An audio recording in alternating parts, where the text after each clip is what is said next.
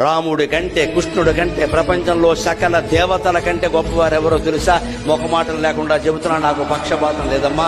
కనకదుర్గాదేవి అందరికంటే గొప్ప దేవత, లోకమాత, జగన్మాత. లలితాదేవిని మించినటువంటి భగవత్ శక్తి ప్రపంచం మొత్తం మీద లేదు. ఏ దేవుడి శక్తినైనా మనం సందేహించవచ్చు, కానీ లలితాదేవి శక్తి పరాకాష్ఠ. ఇంకా పరాశక్తి పరాకాష్ఠ. ఆవిడ అత్యంత శక్తివంతుడు. ఆ శక్తి లలిత పేరు మీద ఉన్న శక్తి, కర్ణుడు ప్రయోగించిన శక్తి సామాన్యం కాదు. ఆ లలితా శక్తి ముందు కృష్ణ శక్తి కూడా పనిచేయదు.